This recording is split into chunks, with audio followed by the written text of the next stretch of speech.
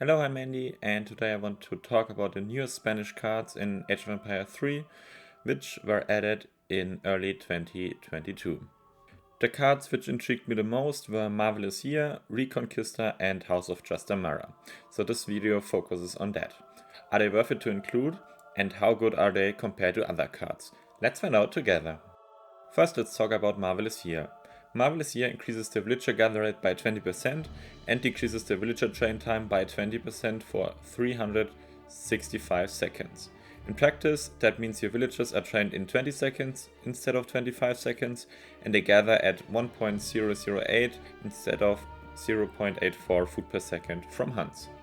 Well, that sounds good, so let's move to the next card.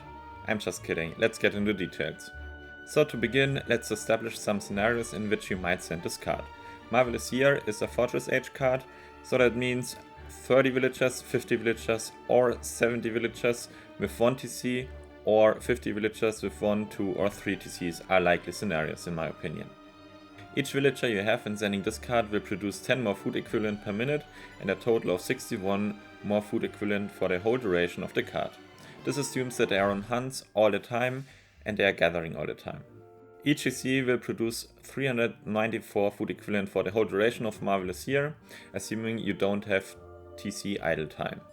If you're curious on how I got this number, I use the same methods which I use to analyze the medicine cards, because it's basically the same thing.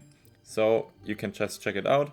What I did, I just put the numbers into my Excel sheet and extracted the number. A few notes on that. First off, with my method in medicine I assumed the 0.84 food per second base rate. If you have upgrades, you will of course get more resources, especially considering that you already have 20% more gather rate with Marvelous Year. Secondly, the value gets bigger the more time passes.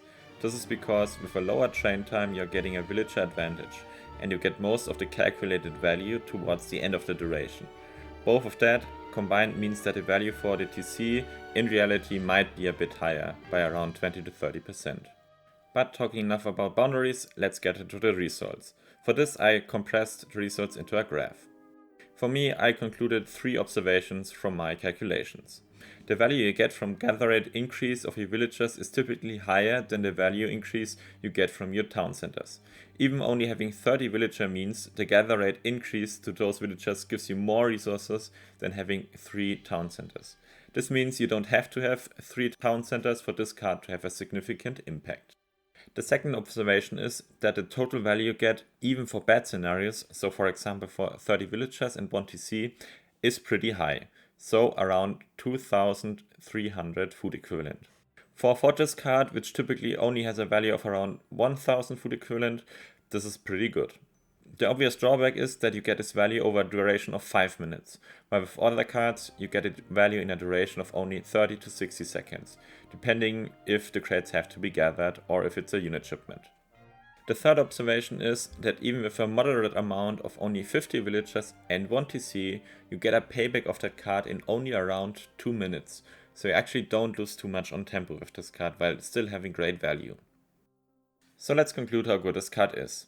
This card is good in Supremacy when you want to have a power spike in around 5 minutes and already have a decent economy. Oftentimes the limited time of this card doesn't matter, because the game typically doesn't last that long, especially considering this is a card you would send at 15 to 20 minutes and most games end by minute 25. In other game modes like in Treaty 20, Empire Wars and Deathmatch, this card is a great card to speed up your boom and gives you a lot of value and tempo. For Treaty 40, the long-term effects of this card are probably too small to justify putting it in your deck. So personally, I would give this card an A rating. It is very good in some situations and decent in most other situations. It can be used to create a win condition, but also can be risky because it's a bit slower than other unit cards and the long-term effects aren't that big compared to other late game cards.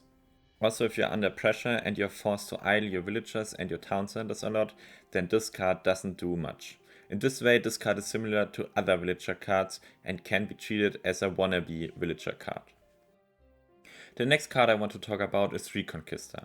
Reconquista is a Commerce Age shipment which sends you 1 Conquistador for each of your 5 archaic units lost.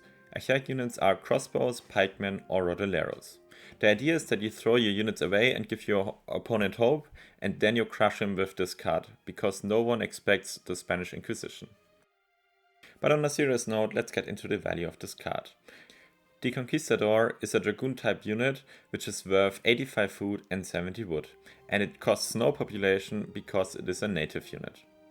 With Reconquista you can get up to 10 of these bad boys, and they truly can be game swinging for you. For this card to be a decent H2 shipment you would only need to lose around 20 archaic units. Since then it reaches the 700 food equivalent threshold a H2 shipment usually is worth. Of course, getting more Conquistadors is better, and this card can even be a decent Fortress Age shipment if you can get more than 7 Conquistadors, because 7 Conquistadors have the value of an average H3 shipment. Personally, I think Reconquista is a good card in every Supremacy deck. It excels if you go for archaic units, and is not only a good H2 shipment, but is also decent in H3 and H4. Because you can get up to 10 Conquistadors after a costly engagement in minute 10 to 15. So if you trade good, great, you can send this card and finish the game, or if you trade bad, then great, you have an option to come back.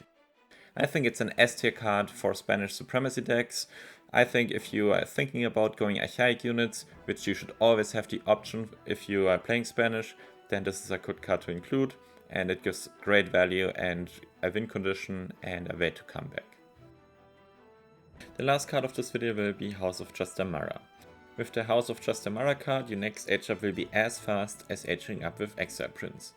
Also, with each card you send, the cost of your next age up will be reduced by 4.6% for H3 or 3.2% for Industrial Age.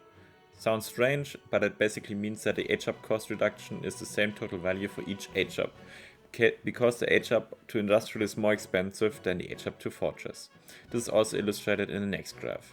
That means each card you send, your age up cost will be reduced by roughly 110 food equivalent. House of Trastamara also counts for this calculation, so the minimum value will be around 110 food equivalent. Putting a nominal value on the fast age up is difficult in my opinion, so I thought, if Spain had the option to use the Exile Prince, would I use it? And from my gut feeling and game experience, I think it's a reasonable choice. Or to say it differently, Exile Prince has a similar value than other Fortress Age politicians, which are typically worth around 800 food equivalent. This consideration means that House of Trastamara is almost always a decent choice value-wise, if you're going to age up. I also think that House of Trastamara is an A to S tier card for Supremacy. It is good for H2 play, where you send House of Trastamara instead of 700 coin if you want to age up, and it gives way more value. It is good for semi-FF play, since it will speed up your Fortress Age timing. And lastly, it is good for a fast Fortress play, not because you need it necessarily for the age up to Fortress Age, because you will have the option after a longer H3 play to go for a relative cheap and quick Industrial. In Treaty, Deathmatch and Empire Wars, this card is not very useful, because tempo is not that important in those game modes. So to end this video, I'm a huge fan of all the new cards, because they improve on the existing playstyle of Spanish and give them a lot of tempo swings and win conditions. Are they a must set in every game? No. Are they decent in most situations? Yes. Can they win you some games by themselves? Absolutely yes. Conclusion, they are not broken, although on the upper end of the power level. But this is just my opinion about these cards. What do you think about them? Let me know in the comments. Thanks for coming to my TED Talk and see you guys around. Bye bye!